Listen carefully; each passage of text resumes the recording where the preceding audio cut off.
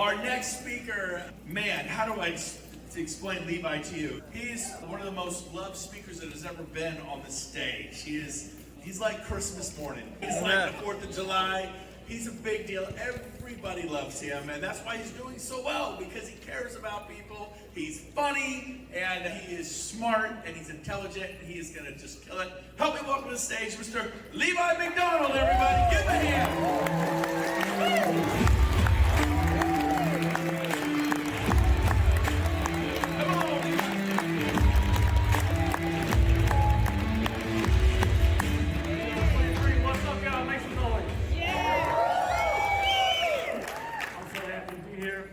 Those of you all who don't know me, my name is Levi McDonald. I'm from Atlanta, Georgia. That's where I'm born and raised, and that's where I live right now.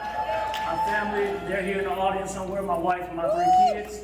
I joined EXP in September of 2018. I'm a 4-time EXP icon agent, and I'm blessed to have a revenue show organization of 1,050 people.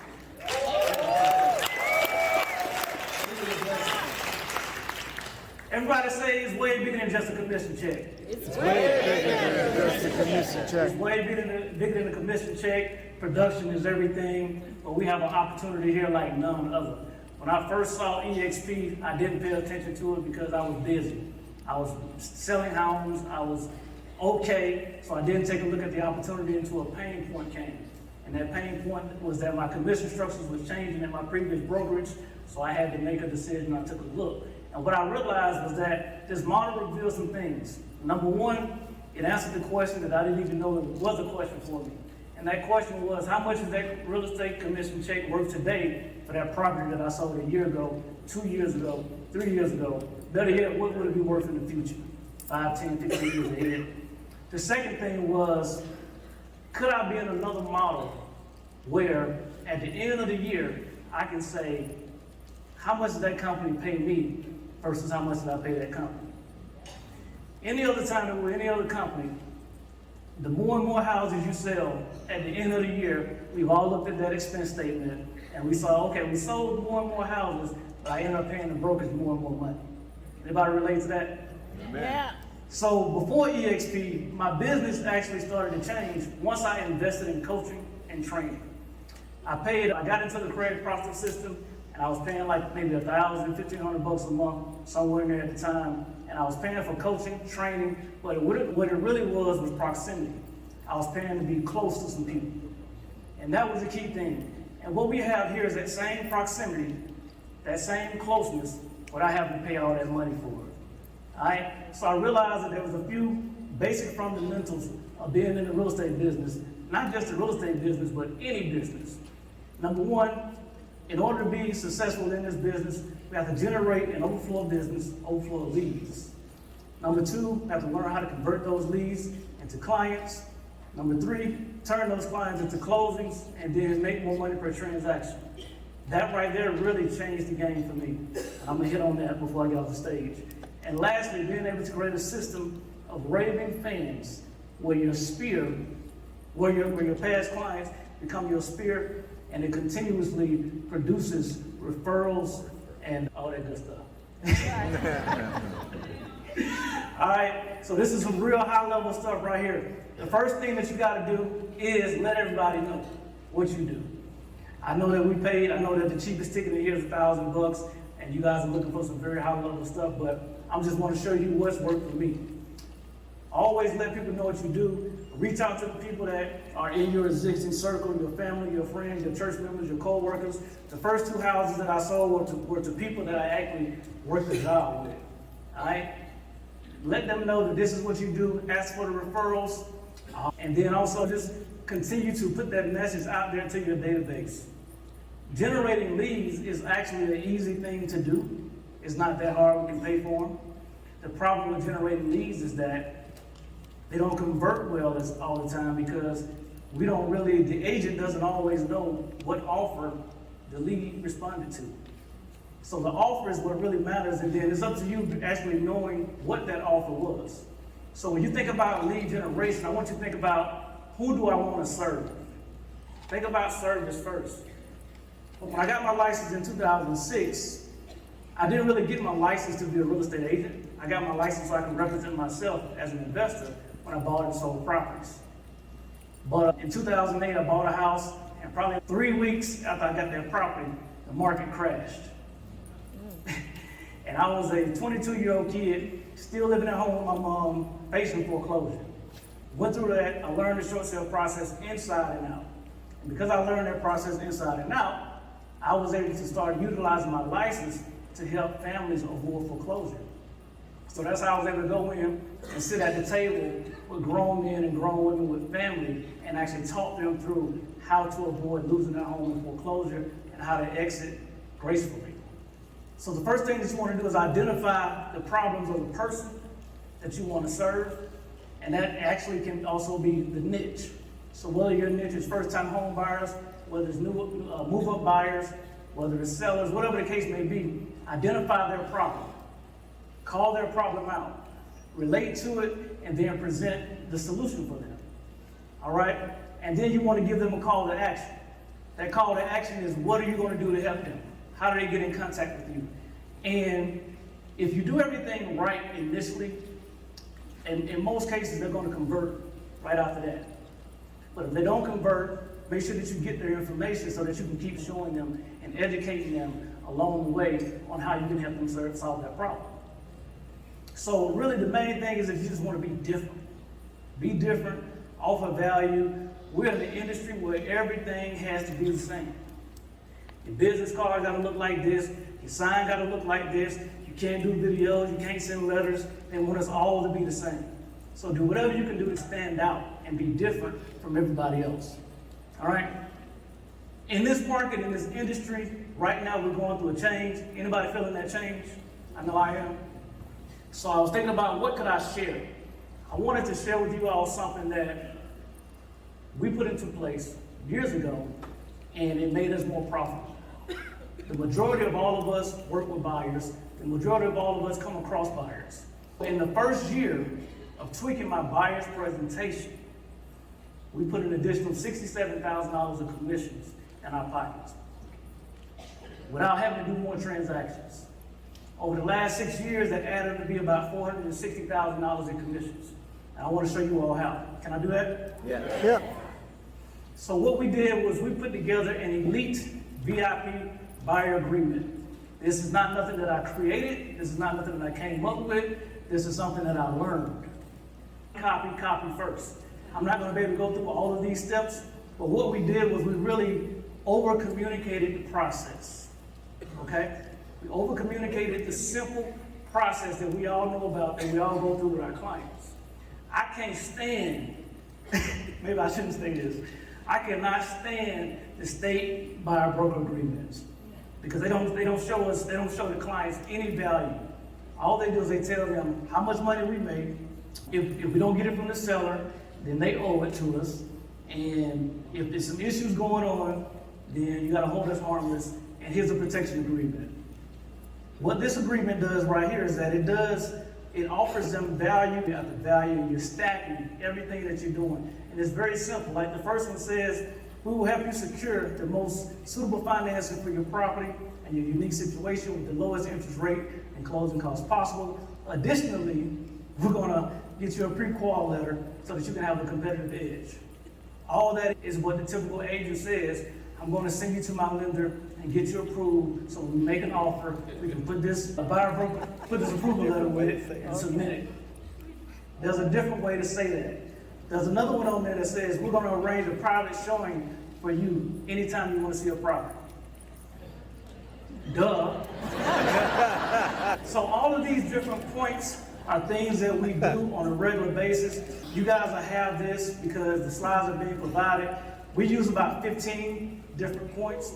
But what I want you to do is just think about your process of dealing with your clients and make this a 20-minute conversation and dive deep on the value. Dive deep on what you want to give them. Check this out. Dive deep on what you want to do so they understand it and they feel like they're getting something special. Well, here's the key to it. At the end of this presentation, at the end of this conversation, I should say, because that's what it turns into, at that point in time, you say, okay, Mr. Buyer, I know you're probably wondering, you're going to get all this stuff, and you're probably wondering how much it's going to cost you. That's the magic question. The answer to that is, Mr. Buyer, Normally, we make anywhere between 3.5% plus a $7.95 transaction fee. Okay? 99% of the time, the seller takes care of most of that.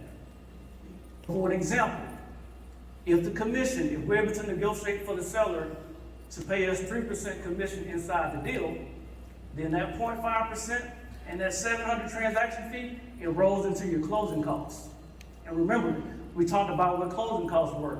Closing costs include first year's taxes, first year's insurance, the fees you're going to pay to your lender, the fees you're going to pay to your attorney. And they probably won't exceed X amount of percentage. So that 0.5% and that $700, it rolls into the closing costs. And guess what, Mr. Seller? The market is changing right now. People are not bidding on houses. We're doing a much better job negotiating closing costs on your behalf. So guess what? The seller typically is going to pay for that as well. All right? Does that make sense to everybody? Yeah. That was a good pitch. You got to do that consistently. Consistently. If your price range is about like mine, which is about $300K, if you do that for 7 transactions a year, that's going to be about $15,000 more in commission dollars for you. If you do that on 15 transactions a year, that's going to be about $30,000 more for you per year. In a market where we're all trying to get more dollars and be more profitable because sales are not as consistent, something like this needs to be in place. All right? Even still, many people won't do it because it's unfamiliar territory. You're not used to doing it. We were not trained to do it. We were trained to accept what was given to us. And what happens is that it creates doubt. Doubt creates fear of rejection. That fear of rejection creates hesitation. And then that hesitation creates inactivity. And it's really all because we feel unqualified. And the same thing happens with agent attraction. The same thing happened to me when I seen that list of all these speakers. I was like, dang, I got to talk with them people. I felt a little unqualified. It doesn't matter how many stories you tell. If people don't feel like they can do something, they won't move. They'll stay stuck. Revenue share, same way. It's been life-changing for me. There's a photo of me and my mom. She's here today in the audience.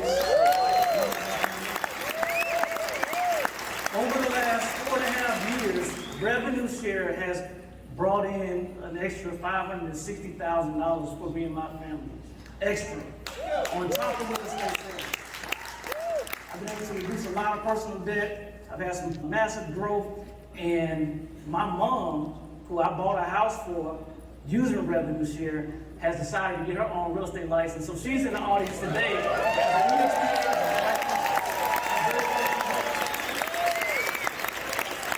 My mama failed. She failed the test 18 times. 18 times. And she would call me every time, telling me, she said, hey baby, I failed it. I missed about 15 points, but I'm going again.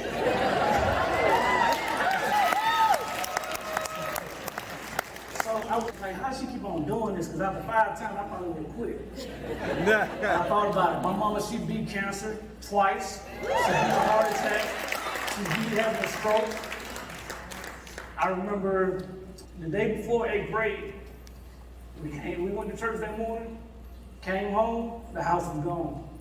Burned down to the ground. That's right. You go through things, man. You're going to go through things, but I want you all to know that your past experiences will qualify you for what's ahead of you. Woo, woo, woo. That's right. We think that the stuff that we went through does not qualify us. We think that our past doesn't qualify us to be what we need to be because we look at it backwards. But those things that we've gone through, that's to qualify you to be where you need to be. Think about what's happened to you in your life. Think about what's made you strong. Think about what did not work. What didn't work is what got you right here where you are now. It's okay to be a blessing to somebody else, even when you don't have all the answers for yourself. I think Canada has 6,000 people in Canada right now, and 600 of them are in my organization. I've never even been to Canada. But I'm going for the EXP fund in Canada. All right? That's because I just had to, I come to these events, I show up, I get involved, I leave excited, and I go share it. And I went and did that one time, and I shared the model with my boy, Andre the Fountain. Andre, I love you, man. I love you, man. When Andre came into our organization, he changed the game for myself and my entire upline. Ed Milet said it at the shareholders conference, it only takes one person. That's right. One person will change your life. We're working on 2, 3, 4, 5, 6, 7, 8, 9, 10. We're gonna keep going. Remember the story of Esther? Remember that story of Esther in the Bible? You were created for a time like this. We all have a purpose in life. Hard times don't create heroes. It's during these times where the hero in us is revealed. I told this story when I spoke at the rally in North Carolina. That's Langston, my youngest son. He got that Spider-Man outfit when he was 2 years old. He wear it every single day. He's now 6. We upgraded him to the Miles Morales. So now he's a cool black Spider-Man. And there's a wall at my house, right? It's probably like this high. He goes outside, he likes to play and run against that wall. And we're like, Langston, quit, man, before you fall and bust your head. I ain't taking you to the emergency room. Doesn't that sound familiar? Don't go over there. What they say about our company? They're gonna recruit you, right?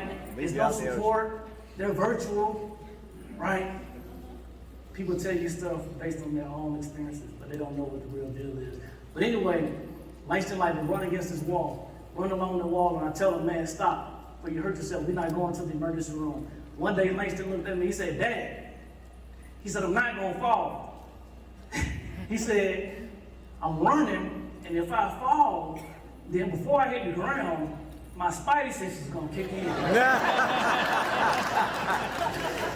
He said, before I hit the ground, I know I'm gonna hit the ground, and my superpower, his superpower, that's what he meant, his superpower is gonna kick in. Before I hit the ground, I'm gonna drop, and I'm gonna roll. And then when I get up, I'm gonna say, I said, what that means? He said, that means I got him. Love it. Y'all need to let your superpower, sometimes you gotta be falling. Sometimes you can't always have it together. You gotta be in it. Sometimes you gotta be falling because there's a superpower in you that needs to be awakened.